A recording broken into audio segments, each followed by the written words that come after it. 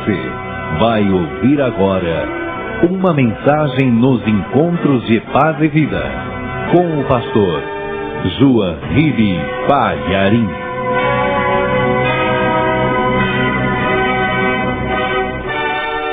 Quer aprender a palavra? Então abra, por favor, no livro de Gênesis, capítulo 38. Nós vamos ler a partir do versículo 6. Livro de Gênesis, capítulo 38. Vamos ler a partir do versículo 6. Acharam? Me faz uma gentileza. Olha ao teu lado, vê se a pessoa tem a palavra de Deus. Se a pessoa não tiver, mesmo não conhecendo a pessoa, aproxime-se dela, mostre aonde nós vamos ler, para ela também acompanhar a leitura. Está escrito assim: Judá, pois, tomou uma mulher para o seu primogênito. E o seu nome, o nome dessa mulher, era Tamar. Porém, o primogênito de Judá, era mau aos olhos do Senhor, pelo que o Senhor o matou.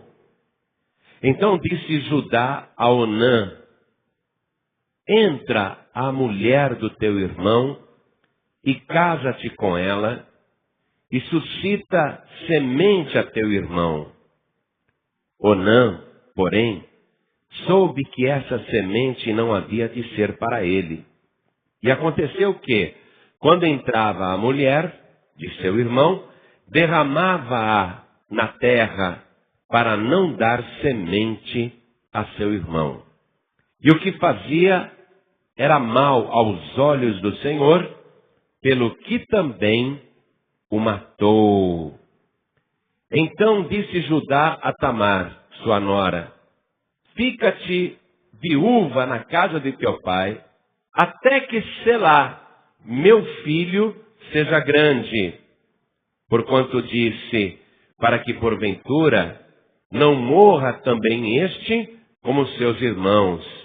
Assim foi-se Tamar, e ficou-se na casa de seu pai. Amém? Eu vou reler aqui o versículo 8. Quando Judá disse para Onã, o seu segundo filho: entra a mulher do teu irmão e casa-te com ela, e suscita semente a teu irmão. Onã, porém, soube que essa semente não havia de ser para ele, e aconteceu que, quando entrava a mulher de seu irmão, derramava-a na terra para não dar semente a seu irmão. Agora eu vou ler mais uma vez os versículos 8 e 9, e gostaria que cada pessoa que está comigo aqui na sede da Paz e Vida do Rio de Janeiro repetisse em seguida. Vamos lá. Então disse Judá a Onã: entra a mulher do teu irmão e casa-te com ela, e suscita semente a teu irmão. Onã, porém, soube que essa semente não havia de ser para ele. E aconteceu que, quando entrava a mulher de seu irmão, derramava na terra para não dar semente a seu irmão. Amém? Daqui a pouco você vai entender esta palavra. Mas mesmo não tendo entendido ainda, mesmo não tendo ouvido ainda a pregação, quem acredita que esta é a palavra de Deus? Você crê? Crê com todo o teu coração? Então desocupe as tuas mãos e vamos dar a melhor salva de palmas que o Rio de Janeiro já deu para a palavra de Deus. E vamos contagiar o Brasil inteiro.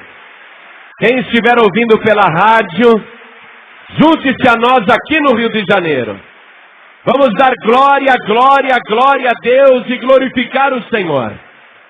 Vamos fazer o país inteiro louvar o Senhor.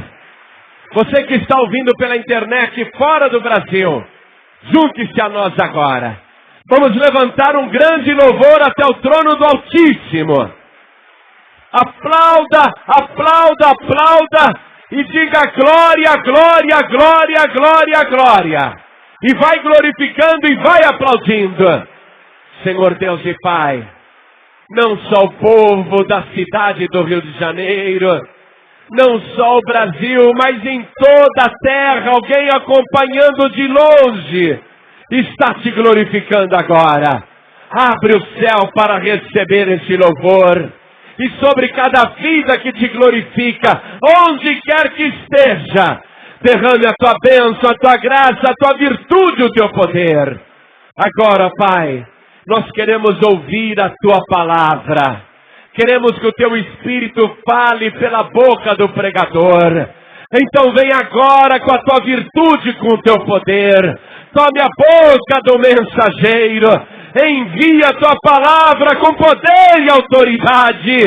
E que a tua palavra vá e prospere naquilo para o qual está sendo enviada. Em nome do Senhor Jesus. Diga amém, Jesus. Glória a Deus. Quem tiver lugar pode se assentar. Deixa eu te colocar no contexto daquela situação. Judá foi o quarto filho de Jacó. E Judá tinha se casado com uma mulher chamada Sua.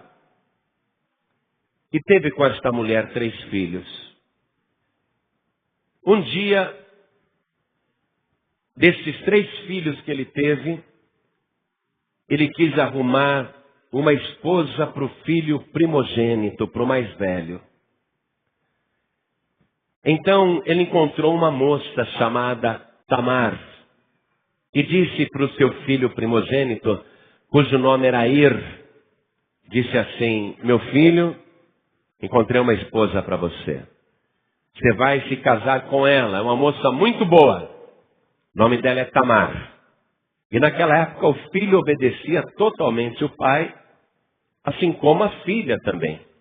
E Judá tinha feito um acerto com o pai da moça, de maneira que aquele casamento foi feito. Mas esse ele era um homem muito mau. Ele era um homem de Belial, ele era um homem vil. E diz a palavra que o Senhor o matou. Isso nos choca quando lemos o Senhor o matou porquanto ele era mau. Primeiro que todas as vidas pertencem a Deus e Deus faz com cada vida aquilo que ele quer. A pessoa reconheça ou não, ela pertence a Deus. Deus é o único que tem poder de vida e morte sobre as criaturas humanas que Ele mesmo criou à sua imagem e semelhança. E quando Deus encontra uma de suas criaturas que não corresponde exatamente à sua semelhança divina, Deus tem todo o direito de tirar aquela vida. E foi o que Ele fez com ele. Mas a coisa é muito mais profunda, o motivo pelo qual Deus matou o marido de Tamar. Na verdade, Deus tinha um plano, era na vida daquela moça, e não na vida do Deus tinha um plano na vida de Tamar.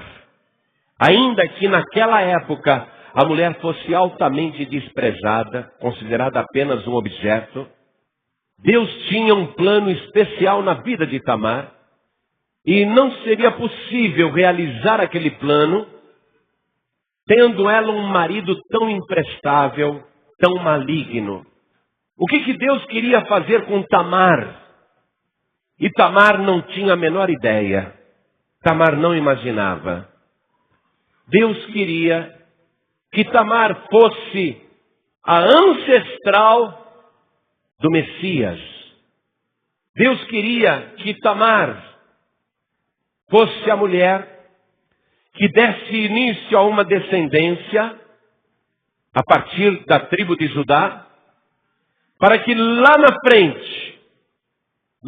frente, coisa de 1800 anos depois, nascesse um descendente de Tamar que fosse se tornar o enviado de Deus, o Messias. Tamar não tinha conhecimento desse plano de Deus. E Judá, o seu sogro, errou em escolher para Tamar o Er. O Er não era a pessoa que poderia dar início a essa linhagem que desaguaria no Messias. Então o que Deus fez? Eliminou Er. Judá tinha um segundo filho chamado Onã. Esse Onã recebeu do seu pai a incumbência de entrar em sua cunhada e gerar um descendente em nome do em nome do falecido. E para mim e para você isso pode até chocar.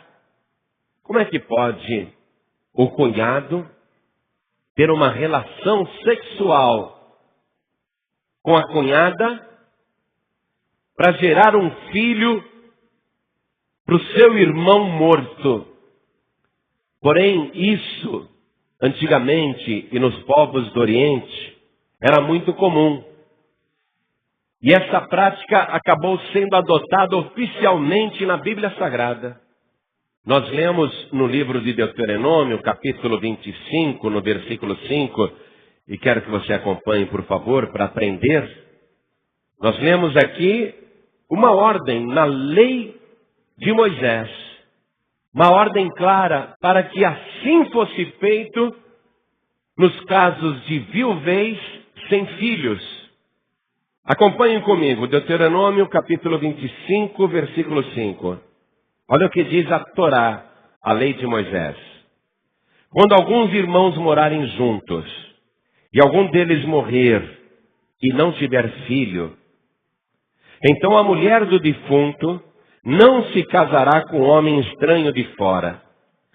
Seu cunhado entrará a ela e a tomará por mulher, e fará a obrigação de cunhado para com ela. E será que o primogênito que ela der à luz estará em nome de seu irmão defunto, para que o seu nome não se apague em Israel. Então, quando o cunhado entrava a cunhada para gerar um filho, aquele filho seria registrado no nome do morto. E ele seria, como primogênito, registrado no nome do falecido e não no nome do seu pai biológico, não no nome do cunhado. Isso estava na lei. E como ele era o primogênito, a criança que nascesse seria a primogênita.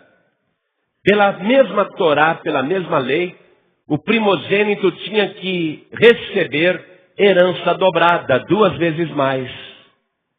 Olha o detalhe.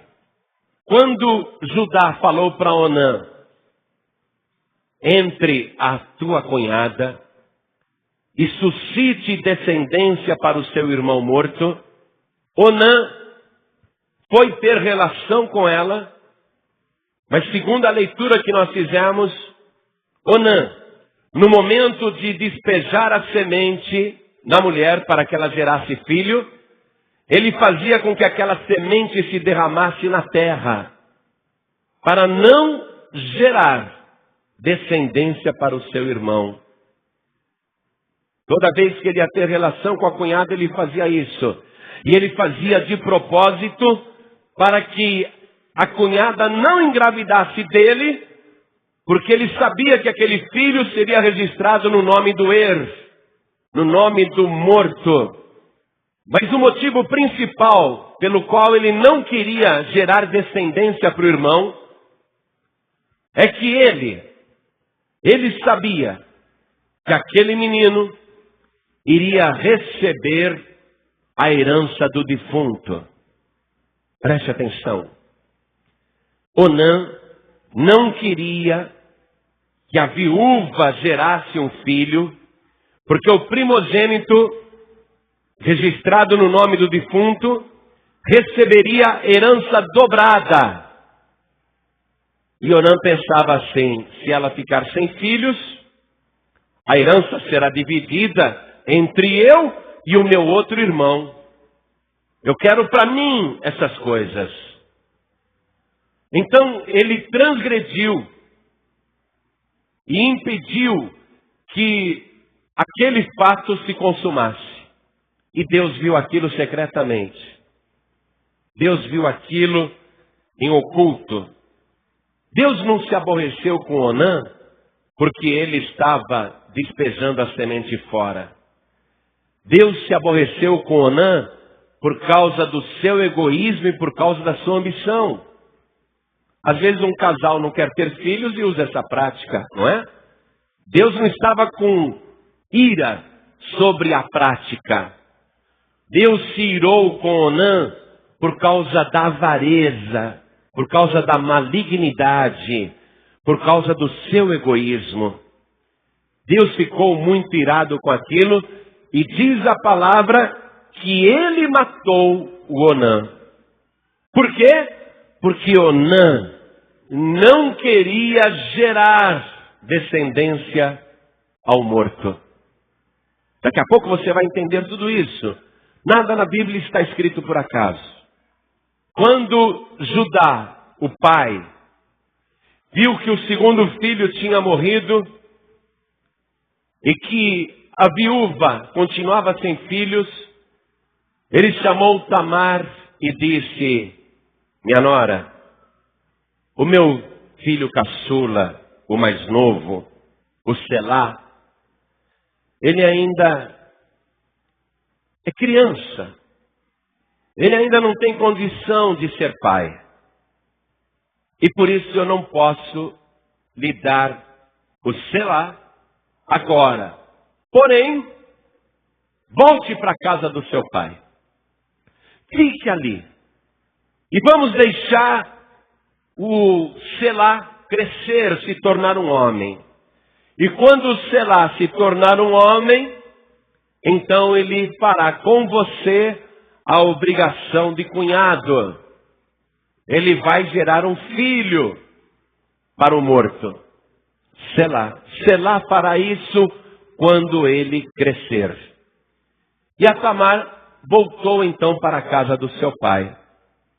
E o tempo foi passando, os anos foram se passando, e Tamar continuava vestida de preto, guardando a sua viuvez, esperando que Selá crescesse e Judá mandasse Selá entrar a ela para gerar descendência para o marido morto. Porém, Judá não cumpriu o que prometeu. Judá fez de conta que não estava acontecendo mais nada. Ele deixou Tamar isolada. Deixou aquela viúva na casa do seu pai. Judá, ele desconhecia que Deus tinha um plano na vida de Tamar. Um plano que iria atravessar os séculos, iria atravessar a eternidade. Porém, Judá, ele, por desconhecimento, abandonou Tamar na casa do seu pai. E quando Selá se tornou um homem, ele ignorou a promessa e a obrigação que ele tinha. E era uma obrigação que entrava na vontade de Deus. Deus tinha um plano na vida de Tamar. Tamar não podia morrer viúva, entende isso? Tamar não podia morrer sem filhos, entenda isso. E Deus queria que Tamar tivesse esse filho. Mas Judá não deu Selá para Tamar. Tamar, então, ficou sabendo que o seu sogro tinha ficado viúvo e que ele estava numa cidade um pouco distante e que ia fazer a tosquia das ovelhas. E quando ela soube que o sogro estava se dirigindo para o lugar onde se tiraria a lã das ovelhas, ela mudou as vestes, tirou toda aquela roupa preta de luto, se vestiu de uma maneira bem atraente, colocou um véu sobre a sua cabeça, pegou uma montaria e se dirigiu a um caminho onde ela tinha certeza que Judá passaria, o seu sogro passaria. E ela ficou ali no caminho, se fingindo de prostituta. Quando Judá passou, ele era viúvo agora, ele estava sozinho. Ele viu aquela mulher à beira do caminho, ela estava com um véu na cabeça e estava vestida de uma maneira muito sedutora. Ele então disse para ela: vem aqui comigo para que eu entre a ti, sem saber que era a nora. E Tamar respondeu: o que me darás para que entres a mim? Ele falou: eu te dou um cabrito do meu rebanho. E Tamar disse: cadê o cabrito? Cadê o carneiro? Não está aqui, mas depois eu te envio. E o que você me daria então de penhor, de garantia, de que depois me enviarás o cabrito? E Judá falou: bom, o que eu posso lhe dar de penhor, de garantia? O que você quer? Peça. Aí ela falou: eu quero o selo que está na tua mão. Era um anel. Eu quero o selo que está na tua mão. Eu quero o cajado que está na tua mão. E eu quero também o lenço que está na tua mão. Eu quero essas 3 coisas da tua mão. E Judá disse para ela: tome. Vai ficar de garantia até que eu te mande o cabrito. E Judá, sem saber, teve uma relação com a sua nora. E foi para a tosquia das ovelhas, achando que aquela mulher, que em nenhum momento tirou o véu, ele achou que era só uma prostituta. E Tamar, por sua vez, voltou para a casa do seu pai. 3 meses depois, Tamar estava grávida. Quero que você leia aqui comigo, em Gênesis capítulo 38, no versículo 24. E aconteceu que, quase 3 meses depois, deram aviso a Judá dizendo: Tamar, tua nora, adulterou, e eis que está pejada do adultério. Então disse Judá: tirai-a fora para que seja queimada. Somente filhas de sacerdote, que se tornavam prostitutas, deveriam morrer queimadas. Por esta informação, nós chegamos à conclusão que Tamar era uma mulher de uma família sacerdotal. Que Tamar era uma pessoa que tinha linhagem sacerdotal. Judá furioso: o que? A minha nora está grávida? Ela está pejada, ela adulterou. Tirai-a de casa para que seja queimada viva. E aí foram lá e trouxeram Tamar. E Judá estava furioso. Você adulterou. Você está grávida. Aí ela disse assim: estas coisas que eu tenho na minha mão são do homem que é o pai da criança, o homem que me engravidou. E ela entregou o anel, entregou o cajado e entregou aquele lenço, e a cara de Judá caiu no chão. Porque ele também deveria ser morto. Segundo o rigor que ele mesmo havia proferido, ele também deveria ser morto. Se ela devia morrer queimada, o adúltero também devia morrer queimado. Não é? Porque quando você julga uma pessoa, e Judá fez isso, que ela morra, que ela seja queimada viva porque adulterou. Quando você julga as pessoas, Jesus disse: com o mesmo juízo com que julgardes, serás julgado. Então Judá, evidentemente, teria que também morrer queimado, porque ele era o adúltero. Aí Judá reconhece o erro e cai no seu entendimento que tudo aquilo aconteceu porque ele não entregou o Selá, o seu filho que agora já era homem, ele não entregou o Selá para gerar filhos para o morto. E aí ele se arrepende do seu pecado e abandona o pecado, lógico, porque aqui está escrito o seguinte, versículo 26. E conheceu-os Judá, né? Aqueles objetos do penhor. E conheceu-os Judá e disse, mais justa é ela do que eu, porquanto não a tenho dado a Selá, meu filho, e nunca mais a conheceu. Versículo 27. E aconteceu ao tempo de dar à luz, que havia gêmeos em seu ventre. E na hora que as crianças foram nascer, 6 meses depois, saiu a mão de uma criança, e a parteira amarrou no pulso da criança um fio roxo, porque sabia que era gêmeos, então ela queria identificar o primogênito, porque o primogênito sempre tem direito à herança dobrada. Então, ela pegou, amarrou um fio roxo, quando saiu aquela mãozinha assim, ela amarrou imediatamente o fio roxo. Esse é o mais velho, o primogênito, tem direito à herança dobrada.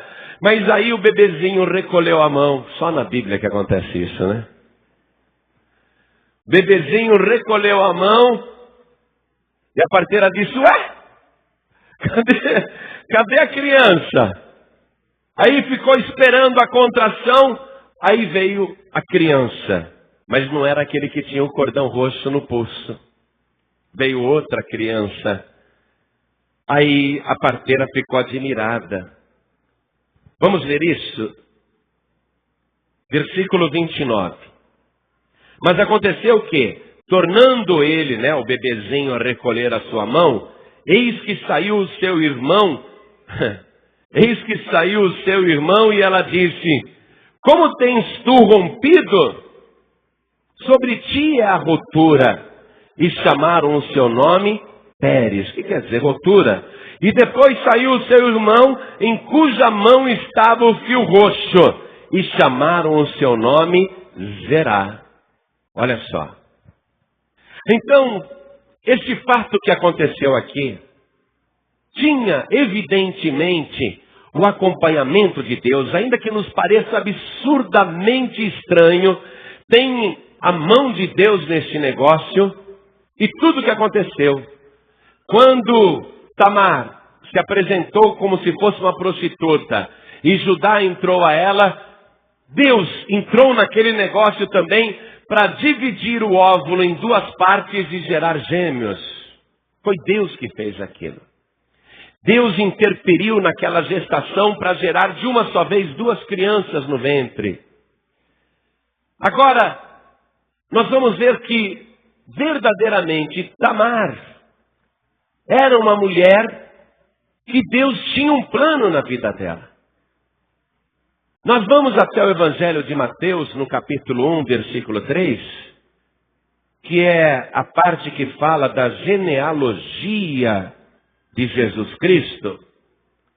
No capítulo 1 de Mateus, você vai vendo ali desde o início, né, que Jesus é o filho de Davi, que Abraão gerou a Isaac, Isaac gerou a Jacó, e Jacó gerou a Judá e a seus irmãos. E Judá gerou de Tamar.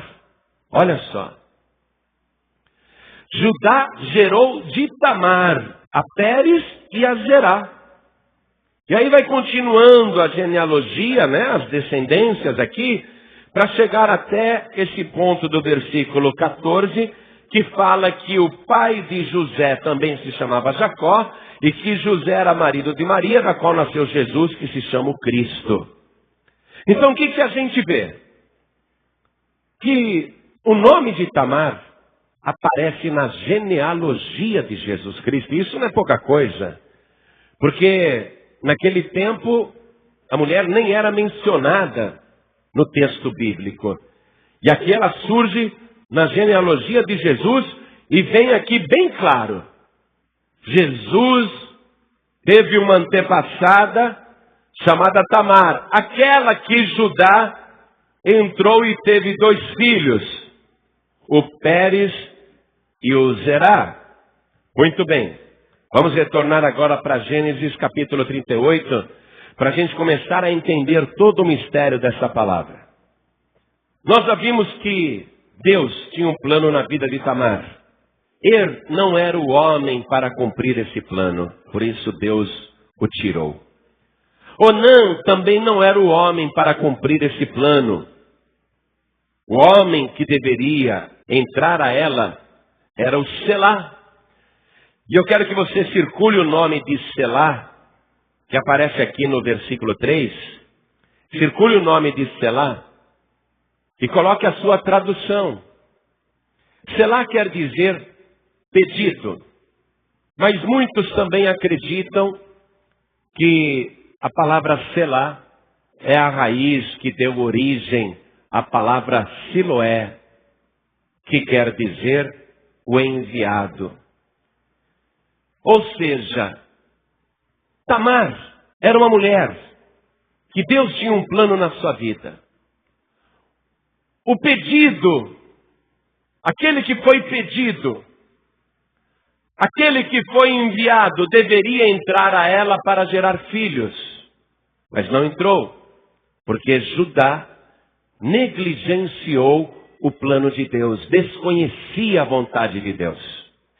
Porém, Deus vai usar o próprio Judá para que ele verdadeiramente entregue o Selá, para que realmente ele produza o enviado. Mas o enviado que Deus está querendo produzir através de Tamar, não é um pedido ali só para aquela geração, ou um enviado só para aquela época. Deus tem um plano de trazer o pedido das nações, o desejado das nações. Deus tem um plano de trazer o enviado à terra para ser aquele que vai estar eternamente conosco. Deus mostrou isso quando usou o próprio Judá para que Judá, sem entender, produzisse Selá, o verdadeiro enviado, o enviado eterno, que é Jesus Cristo. Agora, dentro de toda essa confusão, que a nós parece uma confusão, essa lei do levirato, que é a lei quando a viúva, se não tiver filhos, o cunhado deve gerar filho para o morto, registrar no nome do defunto, e a criança que nascer vai receber a herança dobrada.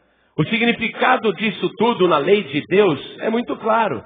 Vamos retornar em Deuteronômio capítulo 25, versículo 5.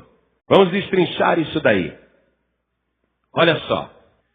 Quando alguns irmãos morarem juntos, e algum deles morrer e não tiver filho, então a mulher do defunto não se casará com homem estranho de fora.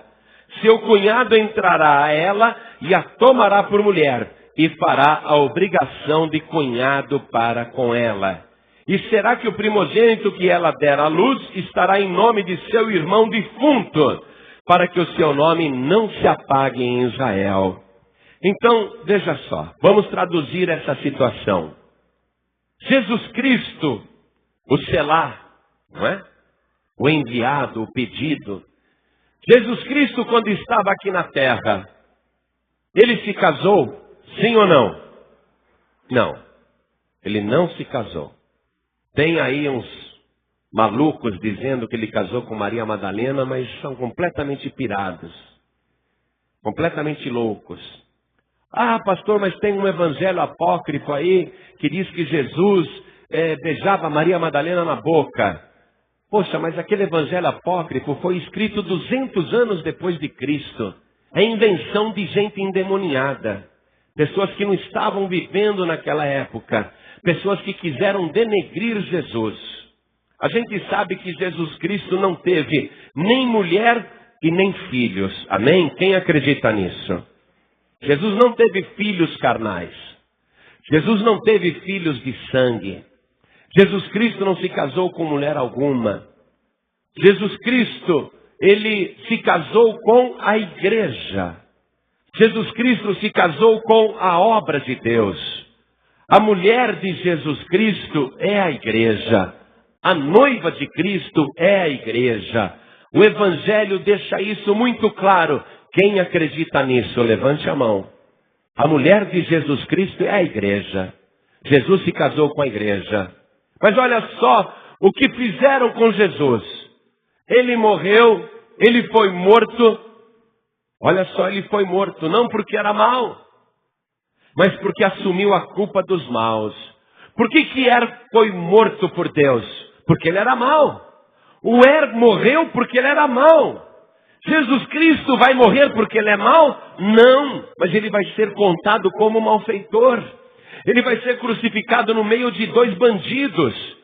Ele vai ser condenado como se fosse um criminoso, como se ele fosse mau, mas ele não era mau. Mas então ele veio e morreu. Mataram Jesus. Na verdade, ele morreu pelos maus. Olha só, não é mera coincidência. E Jesus Cristo morreu sem deixar filhos. A igreja ficou viúva. A igreja ficou viúva e sem filhos. O que diz a lei do levirato, essa lei que eu estou lendo em Deuteronômio, capítulo 25, a partir do versículo 5. A mulher do defunto não se casará com estranho. Ou seja, a igreja, ela não pode se casar com estranho. Estamos falando de coisas espirituais agora, preste atenção. A viúva, a igreja, ela não pode, por exemplo, adulterar com um estranho. Ela não pode falar, nós agora vamos prestigiar essa outra pessoa muito virtuosa, porque ela é muito boa também, e trair o defunto Jesus Cristo. Não pode.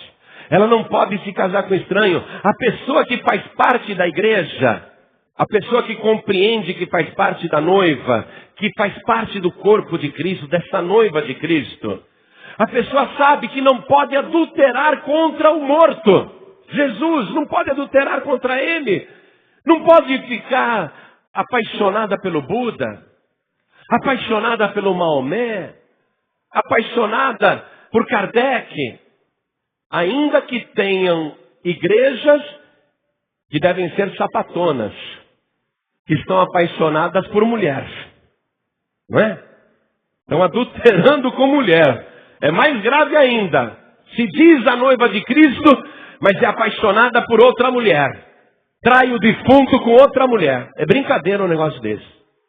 Então, a igreja, a noiva, a viúva, ela não pode, olha só, ela não pode se casar com um homem estranho de fora. Seu cunhado entrará a ela. Seu cunhado. Quem aqui é irmão de Jesus Cristo? Levante a mão. Quem é irmão e irmã de Jesus Cristo? Nós somos irmãos de Cristo. Ao mesmo tempo, então, que nós somos irmãos de Cristo, nós somos cunhados da noiva. Somos ou não somos? Somos. É o cunhado que tem que cumprir a obrigação de gerar filhos para o morto. No mundo espiritual, eu sou irmão de Jesus Cristo. Não é? Ele é o primogênito, ele é o mais velho. Eu sou um dos irmãos de Jesus Cristo. Eu vejo a viúva sem filhos. O que é que eu tenho que fazer? Eu tenho que gerar descendência para o morto. Aí o cunhado, ele vai e faz o papel de cunhado. Ele entra a noiva, como eu entrei aqui nessa igreja hoje. E ele começa a trabalhar, ter uma relação. Olha a relação que nós estamos tendo agora, eu com a igreja.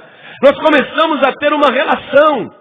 E essa relação tem que ser profunda, tem que ser completa, tem que ser intensa, tem que ser apaixonada. Porque ainda que não seja para mim, eu sei que hoje eu vou gerar filhos para o meu irmão Jesus Cristo.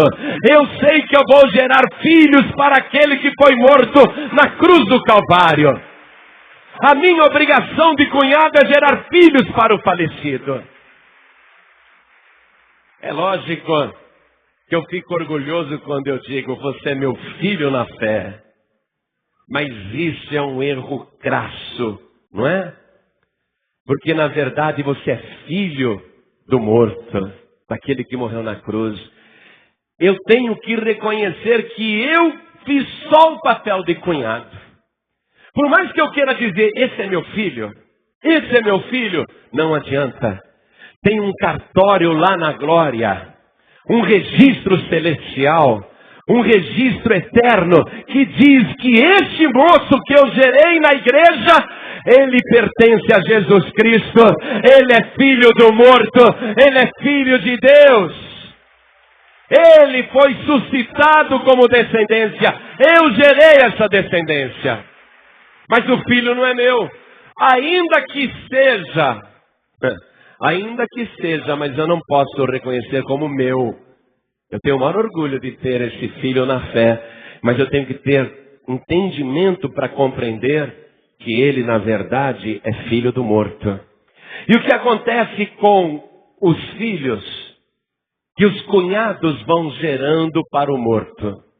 Ele é registrado em nome do morto, não é? Filhos e filhas registrados em nome do morto. É por isso que você diz, eu sou cristão. Porque você foi registrado em nome de Jesus Cristo. O livro que tem lá na glória é o livro da vida do Cordeiro. É o livro de registro de nascimentos de todos os filhos do Cordeiro. Então o nome desta pessoa é registrado lá. Os filhos que o cunhado vai gerando são registrados em nome do morto. E qual é o direito que o filho nascido, a filha nascida tinha? O cunhado gerou um filho na viúva. A igreja está viúva, tá ou não está? A igreja está viúva. Ela só tem a companhia dos cunhados, porque o noivo está lá na glória. Não é? Então, os cunhados aqui na terra vão gerando filhos para o morto, gerando descendência para ele na terra, para que o seu nome não se apague na terra. É isso que diz aqui a lei do levirato. Olha só, e será que o primogênito que ela der à luz estará em nome de seu irmão defunto, para que o seu nome não se apague em Israel? O cunhado ele vai gerando filho para o nome do Senhor Jesus não se apagar na face da terra. E é por isso que cada vez mais tem gente dizendo, eu sou filho de Deus, sou filho do Senhor Jesus, fui gerado por Jesus Cristo através da sua palavra. O nome de Jesus está se propagando em toda a terra. É o papel do cunhado fazer com que o nome do morto não se apague na terra. E qual é o direito que os filhos que os cunhados geraram na noiva, na viúva? Qual é o direito dos filhos que estão registrados em nome do morto? Herança dobrada. Ergue uma mão assim para o alto e fala, eu tenho uma herança, mas ela é dobrada.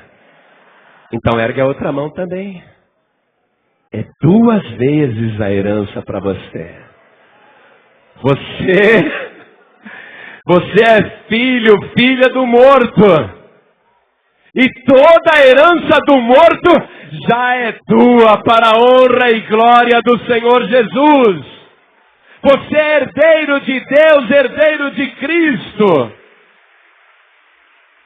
Oh glória, eu fico feliz de ver que você está entendendo a palavra. Agora vamos entender o mistério das 2 crianças que nasceram ali.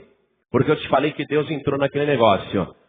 E pela prova que eu te mostrei na Escritura, você está vendo que de fato nada aconteceu por acaso. Quando Judá entrou a Tamar, sem saber que era Tamar, quando ela concebeu, Deus com seu infinito poder, dividiu aquele óvulo no seu útero e produziu gêmeos. Que são gêmeos? O que é um gêmeo? 2 pessoas iguais, não é? Quando o óvulo se divide, forma 2 pessoas idênticas. Esses 2 que nasceram aqui, são idênticos. Mas veja só, aquele que ia nascer, ele pôs a mãozinha para fora, a parteira imediatamente amarrou um fio roxo na mão dele. Não foi?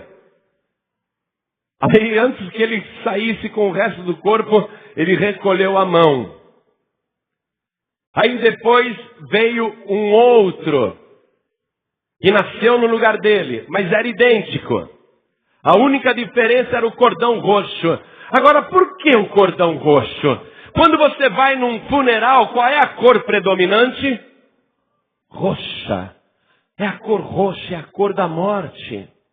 Essas duas crianças que nasceram no ventre de Tamar, que são idênticas, que vieram de um único óvulo, olha só. Essas duas crianças representam a mesma pessoa, o mesmo Jesus Cristo. Aquele que veio e colocou a mão para fora e amarrou o fio roxo no pulso e depois desapareceu, esse menino, ele representa Jesus Cristo. Aquele que veio aqui a este mundo. Ficou muito pouco tempo. Muito pouco tempo. Aí ele morreu. Morreu e foi muito triste o seu funeral. Ele ficou só um tempo conosco. Só um tempo conosco. Mas depois desapareceu. Foi para a sepultura. Ficou no oculto. É como se o túmulo fosse o útero de Tamar. Ele ficou desaparecido ali por 3 dias naquela sepultura.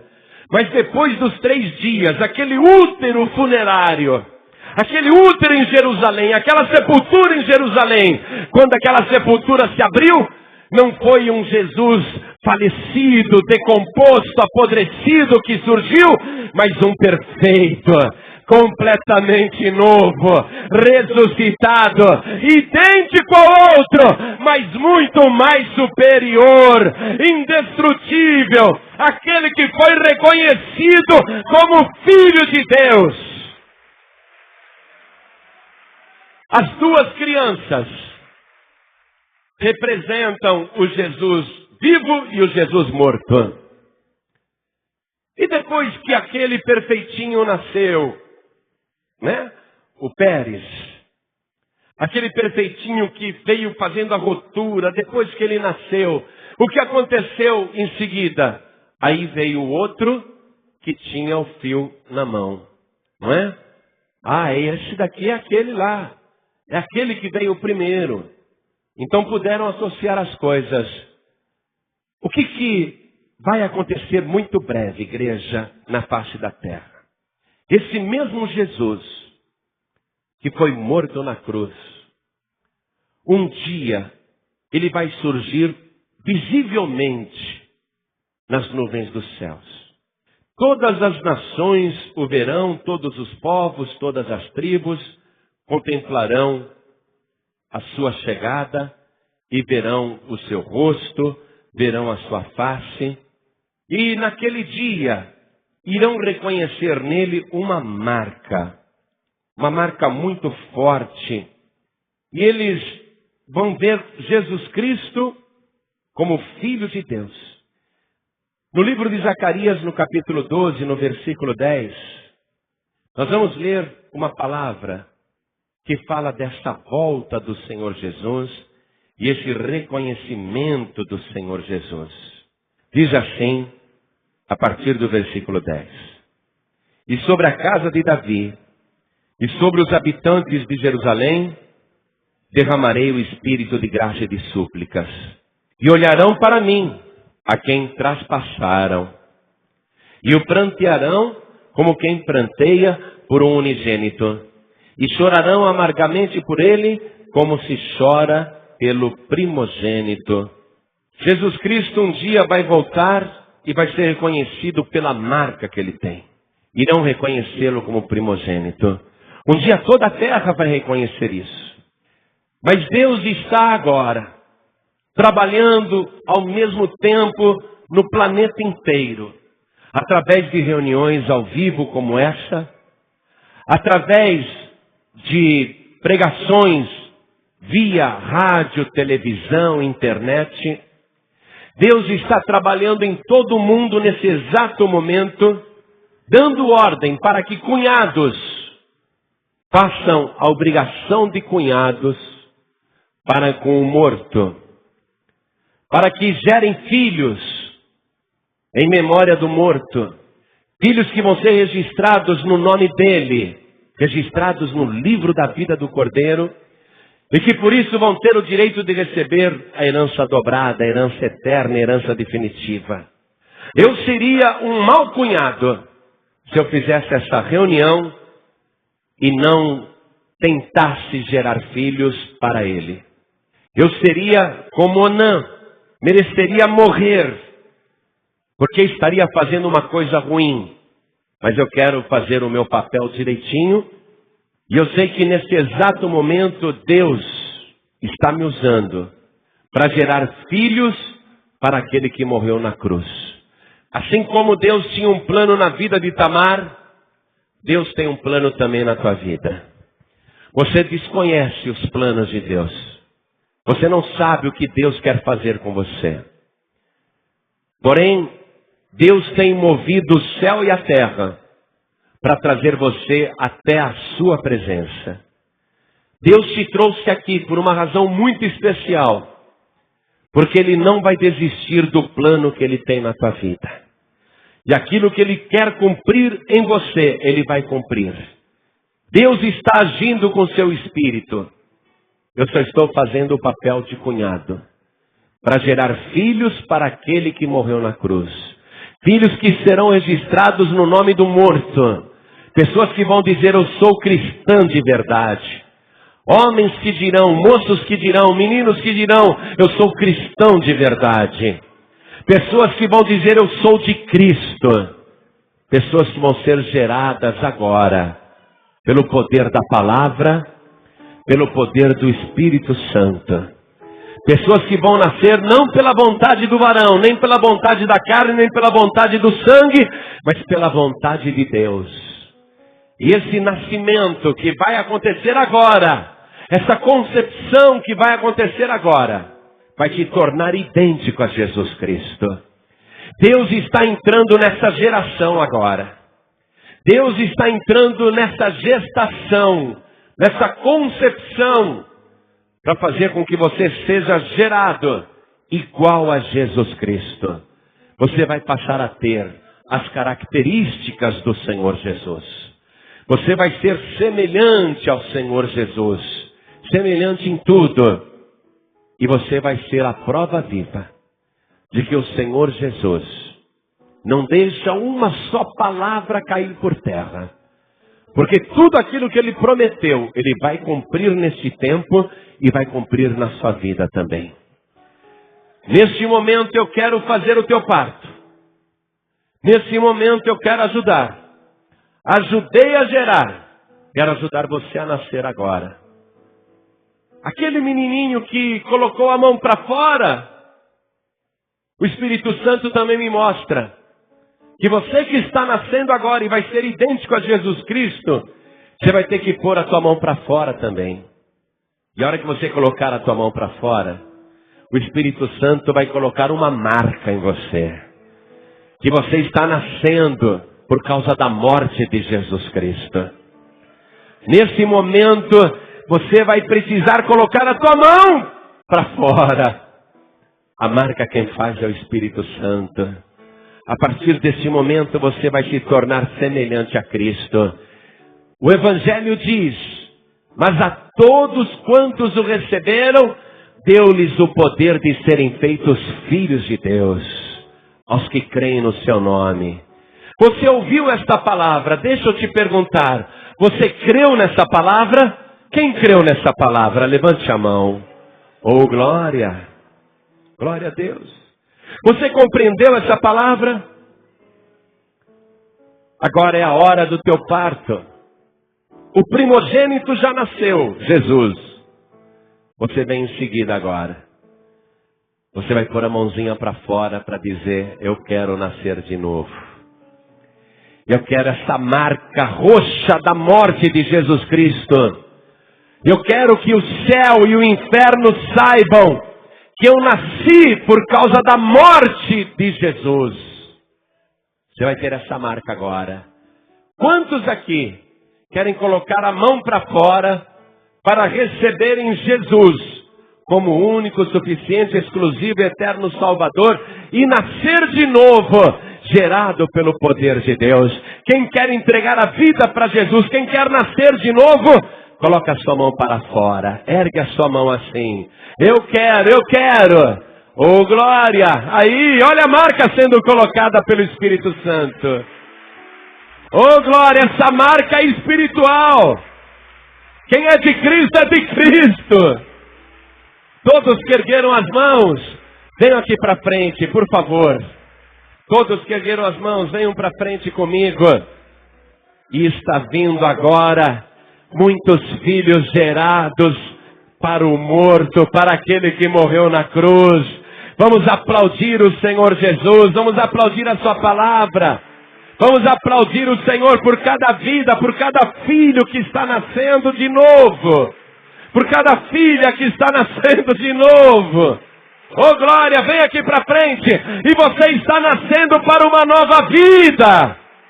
Oh, glória, vamos aplaudir o Senhor Jesus. Ah, eu quero ir também, então venha. Venha, saia do teu lugar, venha. Oh, glória. Glória a Deus. Tudo, meu filho, na fé, mas eu vou ter que colocar no nome do meu cunhado. Eu sou cunhado de Jesus Cristo agora. Agora eu não estou no papel de irmão. Agora eu estou no papel de cunhado que gera filhos na igreja, na sua mulher, na viúva. Você está nascendo aqui nessa viúva. Amém? Eu sou o cunhado que está te gerando aqui. Mas agora você vai ser registrado em nome daquele que morreu na cruz. Mas antes da gente fazer esse registro, deixa eu chamar aqui na frente pessoas que estão afastadas. Pessoas que saíram do meio da família. Deixaram os irmãos. Se afastaram dos irmãos. Olha, Deus não quer você se envolvendo com pessoas estranhas do mundo. Você faz parte dessa noiva, dessa viúva de Cristo. Você faz parte desta igreja. Ou talvez fazia parte de outra igreja, mas você andou com pessoas estranhas lá fora. Mas você não foi chamado para isso. Sinceramente, não foi. Olha, escute bem. Você não presta mais para o mundo. Você não serve mais para o mundo. Se você continuar insistindo em ir contra o plano de Deus, você vai acabar perdendo a tua vida. E Deus está me usando agora para chamar de volta os filhos que saíram da casa do Pai. Para chamar de volta as filhas que saíram da casa do Pai. Em nome de Jesus. Está sendo preparada uma reunião lá no céu. Uma mesa enorme que você não vai conseguir enxergar o final dela. Uma mesa como você nunca viu antes. Com alimentos espirituais que você nunca comeu na tua vida. A ceia do Senhor está sendo preparada lá na glória. E como teu irmão eu vim te chamar para dizer, volta para a casa do Pai. Como teu irmão estou fazendo isso. Agora não sou cunhado não, agora sou teu irmão. E talvez até pai na fé. Mas agora eu estou fazendo o papel de irmão para dizer, volta para a casa do Pai. Do jeito que você está. Uma grande reunião já foi marcada lá na glória e você vai acabar ficando de fora. Então você que está desviado, desviada, vem aqui para frente em nome de Jesus. Vem, meu irmão, vem. Vem, minha irmã, vem aqui para frente. Vem. Sou teu irmão, venha. Saia do teu lugar, não fique aí não, vem para cá. Vem correndo. Eu sei que eu tenho mais irmãos e irmãs que precisam vir aqui na frente, porque uma reunião gloriosa foi marcada lá em cima. E eu vim aqui te chamar, te convidar, venha. Vamos aplaudir o Senhor Jesus por cada vida que está chegando, vem.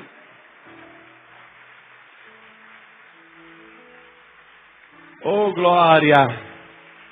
É uma bênção. É uma bênção. Mesmo porque você já está registrado no nome daquele que morreu na cruz, não adianta querer ir para o mundo. Mas eu sei que há algumas pessoas, ou até muitas, se nós formos olhar, até muitas pessoas que estão pensando em desistir. Estão pensando em parar. Estão pensando em dar um tempo. Olha, nesse relacionamento nosso com a noiva, não existe esse negócio, eu vou dar um tempo. Não existe. Você está pensando em dar um tempo, não está? Veio aqui hoje, achou que era uma reunião especial, então você veio. Mas tem estado no teu pensamento, no teu coração, o desejo de dar um tempo. Mas nessa relação não se pode dar tempo. Jesus disse assim: quem perseverar até o fim será salvo. Tem que estar com ele até o fim. É natural e até espiritual sentir essa fraqueza, sentir a vontade de parar, sentir a vontade de desistir. Faz parte das profecias do Senhor Jesus para estes dias, que são os últimos. Mas em momento nenhum você poderá dar um tempo. Tem que continuar aqui com a noiva. Mesmo que você diga, a noiva está me maltratando, a viúva está me maltratando. É assim mesmo, o relacionamento é assim mesmo. Às vezes tem briga, às vezes tem desentendimento. Mas você não pode dar um tempo nesse relacionamento, nesse não. Nos relacionamentos humanos até pode. E no caso aqui você viu que o próprio Deus tomou providência. O não, matou o cara. Esse camarada não presta para ser marido da Tamara. Ali foi Deus que, ao invés de fazer um divórcio, já usou um caminho até mais rápido. Não é? Nos relacionamentos humanos até pode dar um tempo, mas nesse aqui, não. Jesus disse, só quem perseverar até o fim será salvo. Você que está pensando em parar, pensando em desistir, saia do seu lugar, vem aqui para frente, vem para cá. Não vai desistir, não vai fraquejar, não vai voltar atrás, não vai ficar no meio do caminho, não vai desaparecer, nada disso. Você faz parte desse relacionamento. É aqui o teu lugar. Perseverar até o fim, vem aqui para frente. E enquanto você está vindo, quero convidar as pessoas que estão ouvindo pela rádio, pessoas que estão ouvindo pela internet, até fora do Brasil. Se você quer entregar tua vida para Jesus, se você quer voltar para Jesus, se ajoelhe ao lado do rádio, se ajoelhe ao lado do computador. Você que está dirigindo e ouvindo esta mensagem e quer entregar a sua vida para Jesus, quer voltar para Jesus, não precisa parar o veículo, coloque a mão direita sobre o teu coração. E eu vou convidar agora mais pessoas para virem aqui para frente. Pessoas que estão muito fracas na fé. Pastor, eu ando fraco da fé porque eu não tenho mais vontade de orar. Não tenho mais vontade de ler a Bíblia. Não tenho mais vontade de ir na igreja. Não tenho mais vontade de jejuar. Estou sentindo muita fraqueza espiritual. Vem aqui para frente em nome de Jesus. E enquanto você vem, nós vamos louvar o Senhor. Toda a igreja fique de pé e estenda as mãos assim na direção das pessoas ajoelhadas. Coloque a mão direita sobre o teu coração. Você que está ouvindo pela rádio ou pela internet, coloque a mão direita sobre o teu coração também. Quem está dirigindo, coloque a mão direita sobre o coração. Cada pessoa que está agora se entregando ao Senhor, ore assim comigo. Meu Deus e meu Pai. Não tenha vergonha não. Meu Deus e meu Pai, a tua palavra é a verdade. E nada nela é por acaso. eu compreendi que o morto que não teve filhos é o Senhor Jesus. E Ele preferiu se casar com a igreja, para que agora os seus cunhados gerem filhos em nome do falecido. Meu Pai querido, eu estou agora, pela fé, pela Tua palavra e pelo Teu Espírito, sendo gerado agora, em nome de Jesus. E eu quero que a minha nova vida, que está nascendo, seja registrada no nome de Jesus, no livro da vida. Eu quero, Senhor, a herança que eu tenho direito por ter sido gerado em nome do falecido que morreu na cruz. E eu sei que Ele é poderoso para me garantir esta herança, porque Ele é aquele que morreu, mas ressuscitou, está vivo pelos séculos dos séculos. Pai bendito, perdoa agora todos os meus pecados, as minhas iniquidades. Perdoe, Senhor, todas as vezes que eu não compreendi o Teu plano e a Tua vontade na minha vida. Mas eu creio que nenhum dos Teus projetos será frustrado, principalmente este que o Senhor tem com a minha vida.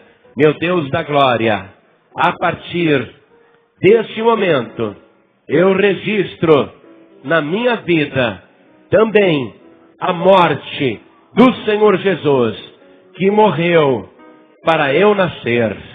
Eu registro que pertenço ao Senhor, que agora o Senhor me transformou em seu filho. Meu Deus da glória, confirme esta bênção no livro da vida do Cordeiro, em nome de Jesus, e para a glória do Teu nome, assim seja feito. Amém. Você acabou de ouvir uma mensagem nos Encontros de Paz e Vida, com o pastor João Ribe Palharim. Participe você também dos Encontros de Paz e Vida, às 8 horas da manhã, às 3 horas da tarde e às 7 horas da noite. Comunidade Cristã Paz e Vida, lugar de gente feliz.